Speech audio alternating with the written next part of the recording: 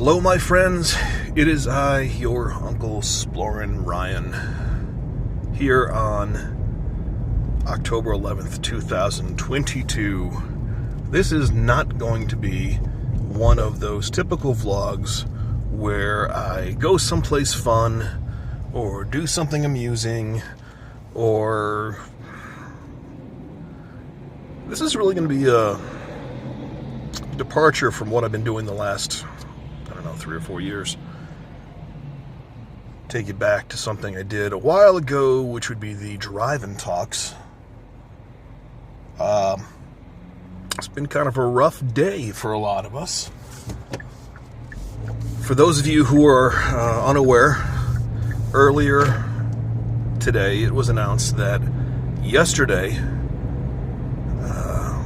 Kevin Conroy, voice actor Kevin Conroy, the voice of Batman for the last, 30-odd years, passed away. They haven't officially announced the cause of death, but it's most likely cancer from what everyone is saying right now. A couple things that's probably worth knowing about me, if this is going to make any sense. I am in my mid-40s, which means that when Batman the Animated Series premiered, I was in junior high. Before that, when Batman, the 1989 Tim Burton version came out, I was elementary school, older elementary school. And for those of you who were in that same age group, you will know what a big event both of those pieces of pop culture really were for people in our age group.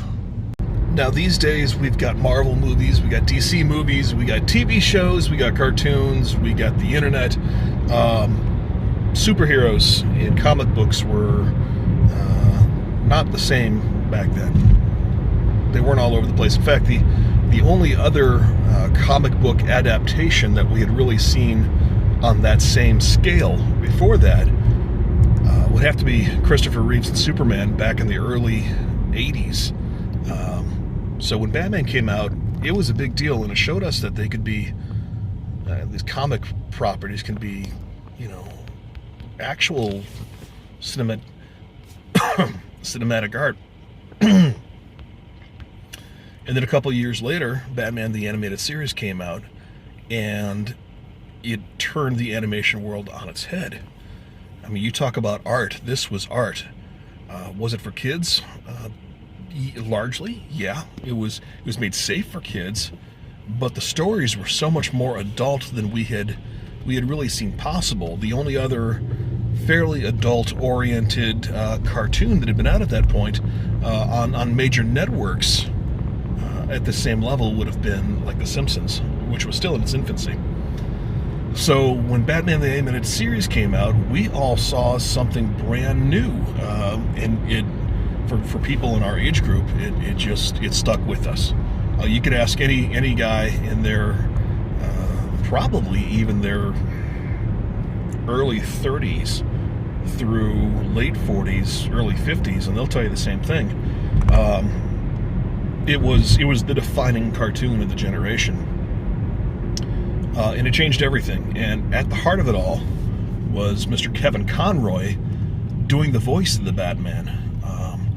And since then, he has been the Batman for, well, I'd say probably the majority of Americans, at least, born after 1970. And I, of course, was one of them. His voice was dark, and it fit the character, but it also had emotion.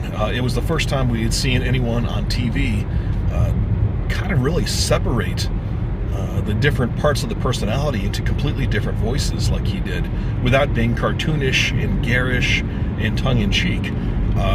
And he brought real gravitas to the subject matter, and it made all of us who were kids at the time, made us grow up a little bit when we watched these episodes of the animated series. And you could tell what an impact it's had, because here we are in 2022. I want to say that came out in 92 or 93. Here we are 30 years later, and then some, and it's still the version of Batman, the version of animation that has launched so many other properties since then. And he's returned time after time to the character. He's been the Batman longer than anybody has, and unfortunately, as of today, that has come to an end. So here's this guy. He's Batman in the animated series. He's Batman in the video games. He's Batman in the movies. He's Batman in Justice League. He's Batman in probably the highest rated Batman on-screen film appearance ever, which was Batman Mask of the Phantasm, a cartoon of all things that put most of the live-action versions to shame, and not just Batman. It was a good movie that really holds up today.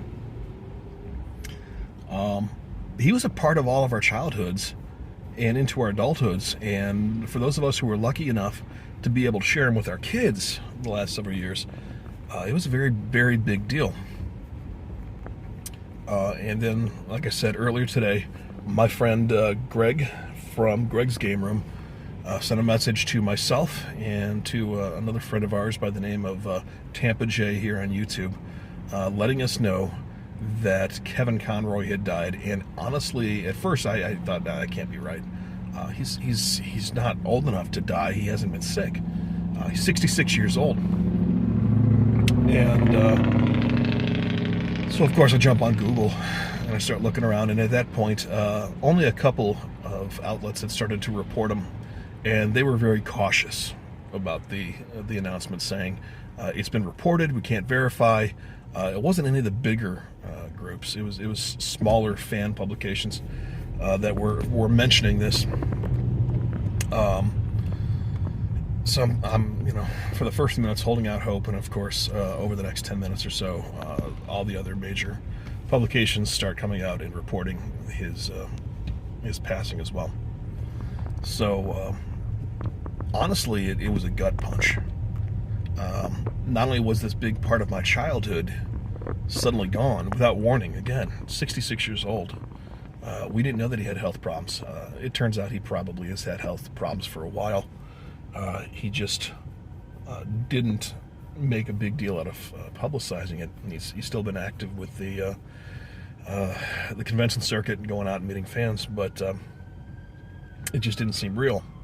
And suddenly he is gone. But not that it's any worse for me or for anyone else. It's hard to say it. I don't want to make it sound like, poor me, I'm suffering because Kevin Conroy died, but there was a more personal reason that this one has really been a punch to the gut. As I mentioned, Kevin's earliest years, and probably his most famous years, were in the early to mid 90s, which is when I was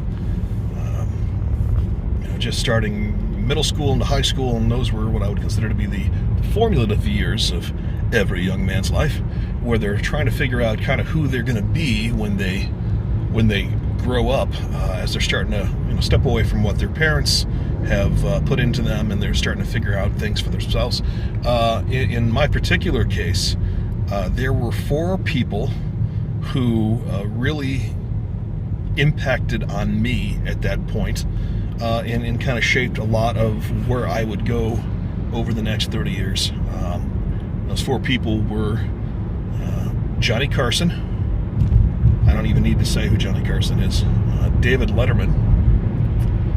George Lowe, voice actor, radio personality, the voice of Space Ghost, among so many other things. He was on every radio station, it seemed, at the time. And Kevin Conroy. These were These were all people who used their personalities and their voices to completely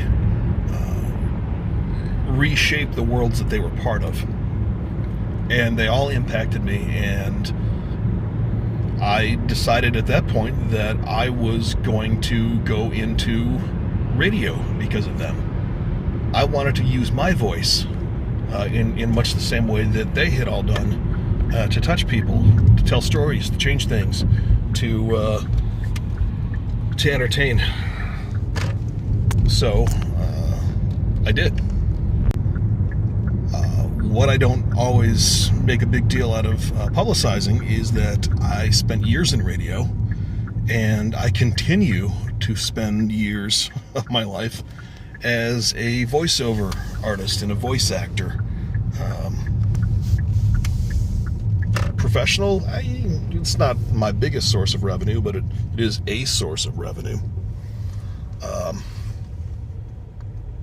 But a lot of it came from these four guys.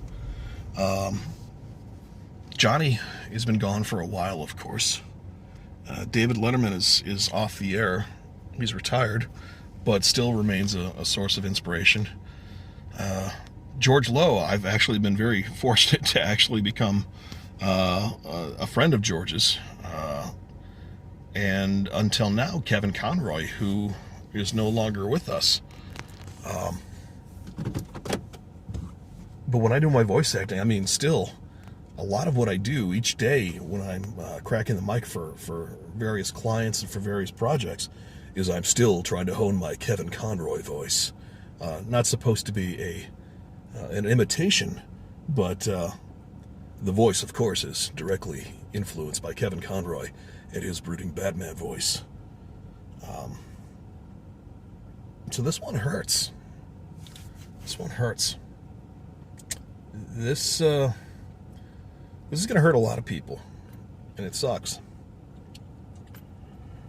So I just want to say thank you to Kevin for the inspiration, for putting me on the road that has brought me to where I am today. I mean, one could make the argument that I wouldn't have my current life, even my my current family, if I had not been inspired to go down that road that he put me on. And to his family and his friends and all of his other fans, my sincere condolences. This is a rough one, but hopefully all those that he inspired will keep moving forward. Thanks again, Kevin.